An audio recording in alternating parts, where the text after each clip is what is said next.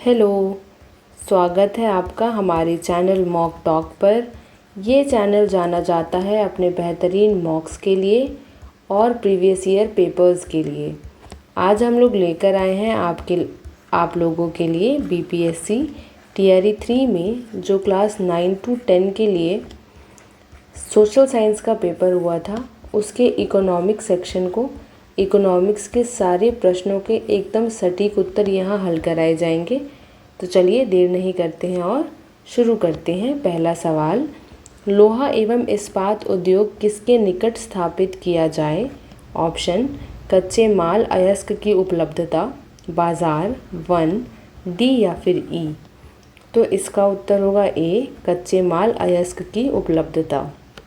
ठीक है, तो अगला प्रश्न है, COP27 शिखर सम्मेलन का विषय क्या था? ऑप्शन, कार्यान्वयन के लिए 7, जलवायु परिवर्तन के लिए स्वतंत्रता, अनुसंधान और विकास के लिए समझौता, डी या फिर ई। तो इसका उत्तर है ए, कार्यान्वयन के लिए 7। अगला प्रश्न, अच्छा, और इसको बोला जाता है टुगेदर फॉर इम्प्लीमेंटेशन। ये सुना होगा आपने, करंट अफेयर्स में सुना होगा तो। ठीक है, अगला प्रश्न देखते हैं अब। सततता विज्ञान सतत विकास और डैश की अवधारणाओं का अध्ययन है। ऑप्शन, पर्यावरण विज्ञान, सामान्य विज्ञान, सामाजिक विज्ञान, डी या फिर ई। तो इसका उत्तर होगा ए, पर्यावरण विज्ञान। अगला प्रश्न, देश के समावेशी विकास से आप क्या समझते हैं? ऑप्शन, देश में समाज के सभी वर्गों की सक्रिय भागीदारी, देश में केवल व्यापारिक घराने की सक्रिय भागीदारी, देश में केवल समाज के गरीब लोगों की सक्रिय भागीदारी, डी या फिर ई। तो इसका उत्तर है ए, देश में समाज के सभी वर्गों की सक्रिय भागीदारी।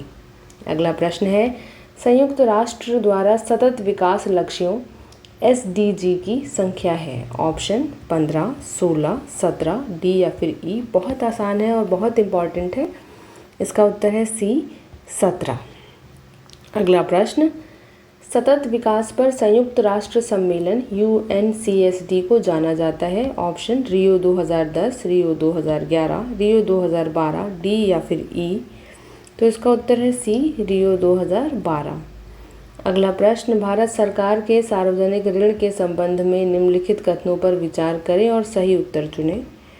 ऑप्शन, ट्रेजरी बिल और दिनांकित प्रतिभूतियाँ, बाह्य वाणिज्यिक उधार ECB, NRI जमा। इसमें देखिए ऑप्शन, केवल एक, केवल एक और दो, केवल एक और दो, 3। तो इसका उत्तर है ए, केवल एक। ठीक है, भारत सरकार का आंतरिक सार्वजनिक ऋण मुख्य रूप से ट्रेजरी बिलों और दिनांकित प्रतिभूतियाँ द्वारा बनता है, जबकि ECB और NRI जमा बाह्य देनदारियाँ हैं। ठीक है, अगला प्रश्न देखिए, ये है अनौपचारिक क्षेत्र में शामिल है। ये पढ़ लीजिए, इसका सीधे उत्तर बता देते हैं। इसका उत्तर है डी, उपर्युक्त में से एक से अधिक।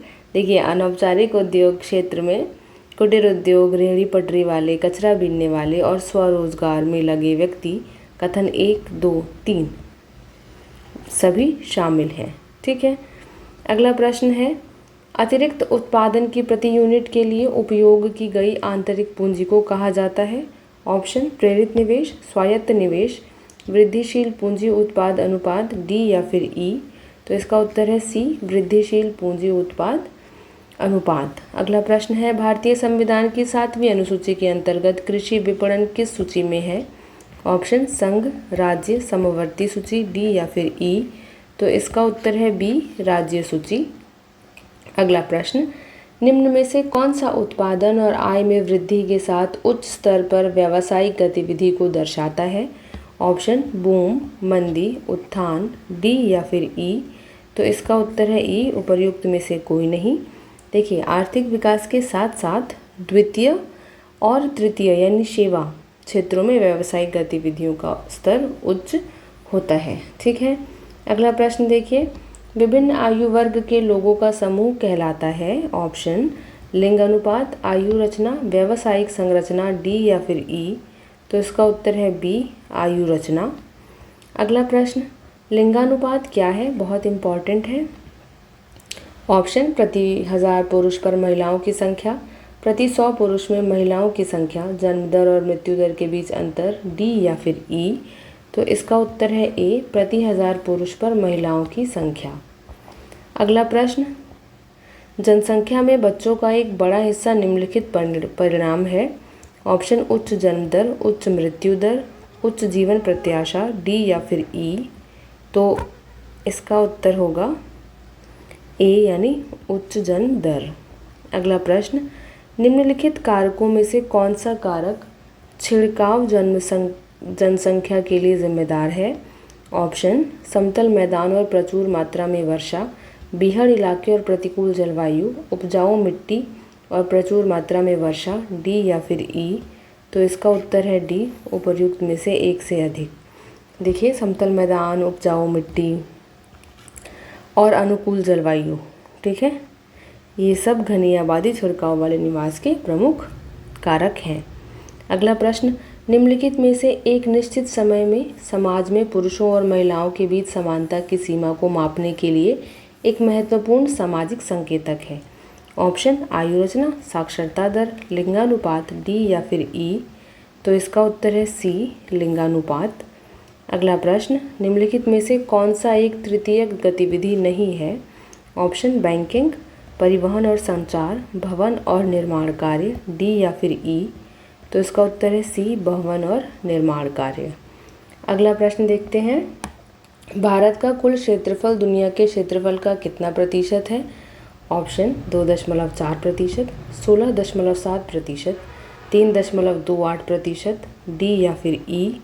तो इसका उत्तर है ए, 2.4%।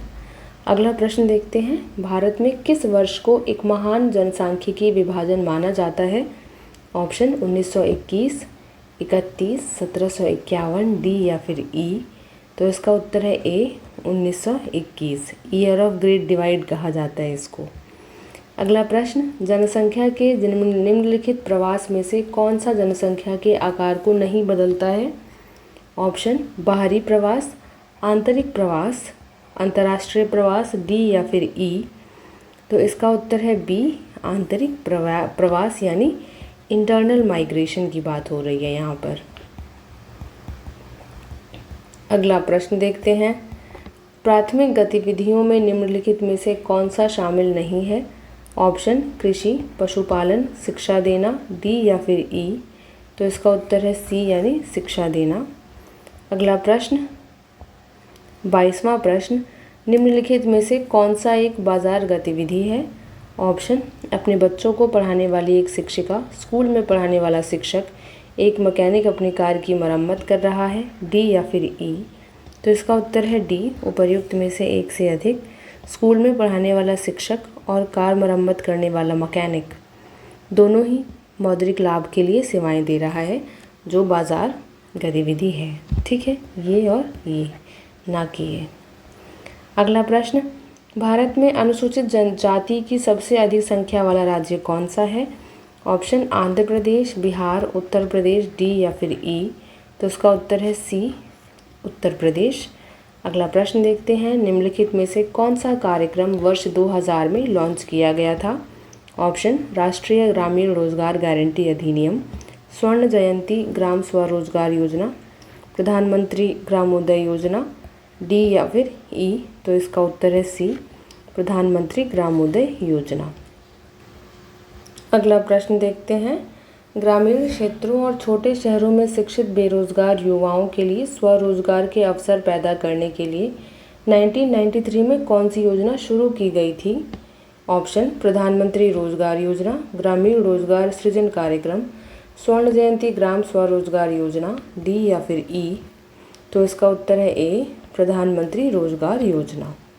अगला प्रश्न है, भारत में गरीबी रेखा का अनुमान लगाने की निम्नलिखित में से कौन सी विधि है।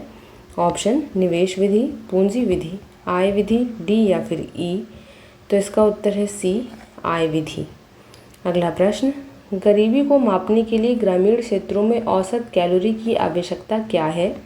ऑप्शन प्रति व्यक्ति प्रतिदिन 2400 कैलोरी, प्रति व्यक्ति प्रतिदिन 2100 कैलोरी, प्रतिदिन प्रति व्यक्ति 2800 कैलोरी, डी या फिर ई। तो इसका उत्तर है ए, प्रति व्यक्ति प्रतिदिन 2400 कैलोरी। अगले प्रश्न पर आते हैं। ग्रामीण क्षेत्रों में कैलोरी की आवश्यकता अधिक है क्योंकि ऑप्शन वे शहरी क्षेत्रों के लोगों के रूप में ज़्यादा आनंद नहीं लेते हैं, खाद्य पदार्थ महंगे हैं, लोग शारीरिक श्रम में लगे हुए हैं, डी या फिर ई। तो इसका उत्तर आसान है सी, लोग शारीरिक श्रम में लगे हुए हैं। अगला प्रश्न, इनमें से कौन सा भारत में गरीबी का कारण नहीं है? ऑप्शन आर्थिक विकास का निम्न स्तर, ग्रामीण से शहरी भारत में लोगों का पलायन, भूमि का असमान वितरण, डी तथा ई। इसका उत्तर होगा बी, ग्रामीण में शहरी भारत में लोगों का पलायन। अगला प्रश्न, नरेगा किस वर्ष लागू किया गया था? ऑप्शन देखिए 2005, 2000, 1999, डी या फिर ई। तो इसका उत्तर है ई, उपर्युक्त में से कोई नहीं, क्योंकि जो नरेगा है उसको 2005 में पारित हुआ था तथा 2 फरवरी 2006 को लागू किया गया था। ठीक है, याद रखा जाएगा इसको। अगला प्रश्न देखिए, निम्नलिखित में से किसे गरीबी का सामाजिक सूचक नहीं माना जाता है? ऑप्शन परिवहन के साधनों का कम होना, निरक्षरता स्तर, स्वास्थ्य देखभाल तक पहुंच का अभाव, डी या फिर ई। तो इसका उत्तर है ए, परिवहन के साधनों का कम होना। अगला प्रश्न देखिए, जनांकीय संक्रमण की द्वितीय अवस्था को सुलभता से जाना जाता है। ऑप्शन जनसंख्या चुनौती, जनसंख्या विकास, जनसंख्या विस्फोट, डी या फिर ई। तो इसका उत्तर है सी, जनसंख्या विस्फोट। अगला प्रश्न, भारतीय रिजर्व बैंक द्वारा बैंक दर को कम करना संकेत है। ऑप्शन बाजार में अधिक तरलता, बाजार में चल निधि में कोई परिवर्तन नहीं, वाणिज्यिक बैंकों द्वारा अधिक जमा का मोबिलाइजेशन, डी या फिर ई। तो इसका उत्तर है ई, उपर्युक्त में से कोई नहीं। देखिए, बैंक दर घटाने से बाजार में ऋण सस्ता होता है और तरलता यानी लिक्विडिटी बढ़ती है। ठीक है, जिससे वाणिज्यिक बैंकों का उधार बढ़ता है। चलिए अगला प्रश्न है, भारतीय रिजर्व बैंक एक बैंकर्स बैंक के रूप में कार्य करता है। निम्नलिखित में से कौन सा सही होगा? ऑप्शन अन्य बैंक आरबीआई के पास अपनी जमा राशि रखते हैं। आरबीआई ज़रूरत के समय में वाणिज्यिक बैंकों को धनराशि उधार देता है। आरबीआई मौद्रिक मामलों पर वाणिज्यिक बैंकों को सलाह देता है। अब नीचे दिए कोड का उपयोग करके सही उत्तर चुनना है। ऑप्शन इसमें देखिए केवल 1 और 2, केवल 2 और 3 ही, 1, 2, 3, डी या फिर ई। तो इसका उत्तर है डी, उपर्युक्त में से एक से अधिक, क्योंकि देखिए आरबीआई बैंकों के बैंक के रूप में बैंकों के नकद भंडार यानी सीआरआर रखता है ना, आपात स्थिति में ऋण देता है और मौद्रिक मामलों पर सलाह देता है। तो तीनों ही सही हैं। अच्छा, अगला प्रश्न देखते हैं। ये है, भारत में घाटे के वित्त पोषण का उपयोग के लिए संसाधन जुटाने में क्या किया जाता है? ऑप्शन आर्थिक विकास, भुगतान संतुलन को समायोजित करना, विदेशी ऋण को कम करना, डी या फिर ई। तो इसका उत्तर है ए, आर्थिक विकास। अगला प्रश्न, GNIGPL गेल इंडिया बायोगैस संयंत्र बिहार में किस स्थान पर स्थापित किया जाएगा? ऑप्शन मसौढ़ी पटना, आरा, ब्रह्मपुर बक्सर, डी या फिर ई। तो इसका उत्तर है सी, ब्रह्मपुर बक्सर। अगला प्रश्न, निम्न में से विशेष आर्थिक क्षेत्र की कौन सी विशेषता नहीं है? ऑप्शन उच्च स्तर की सुविधाएं, श्रम कानूनों में लचीलापन, करों को नहीं देना, डी या फिर ई। तो इसका उत्तर है सी, करों को नहीं देना। अगला प्रश्न, डगमारा जल विद्युत परियोजना का संबंध बिहार में किस नदी से है? Very very important question. Option Kosi, Bagmati, Punpun, D या फिर ई। तो इसका उत्तर है ए, यानी कोसी। अगला प्रश्न देखिए, बिहार राज्य बीज निगम को ISO प्रमाण पत्र मिला है। निम्नलिखित पर विचार करें और सही उत्तर दें। ऑप्शन गुणवत्ता प्रबंधन और अभ्यास प्रमाणन, पर्यावरण प्रबंधन अभ्यास प्रमाणन, रिश्वत विरोधी प्रबंधन प्रमाणन। अब इसमें ऑप्शन देखिए केवल 1, केवल 2, केवल 1, 2, 3, डी या फिर ई। तो इसका उत्तर है सी, केवल 1, 2 और 3। अगला प्रश्न और इकोनॉमिक्स का आखिरी प्रश्न, 2022-23 के बजट के संशोधित अनुमान की तुलना में उधार के अलावा 2023-24 के बजट में कुल प्राप्तियों में कितने प्रतिशत की वृद्धि दर्ज होने की उम्मीद है? ऑप्शन 8%, 7%, 6%, डी या फिर ई। तो इसका उत्तर है ई, उपर्युक्त में से कोई नहीं। देखिए 2023-24 में राजस्व और कुल प्राप्तियों में अनुमानित वृद्धि दर का वास्तविक आंकड़ा दिए गए विकल्पों से भिन्न था। जो था वो आप मुझे कमेंट सेक्शन में बताएंगे। चलिए, वीडियो पसंद आई हो तो मेक श्योर कि आप हमें सब्सक्राइब करें और हमें प्रोत्साहित करें। मिलते हैं अगले वीडियो के साथ। बाय।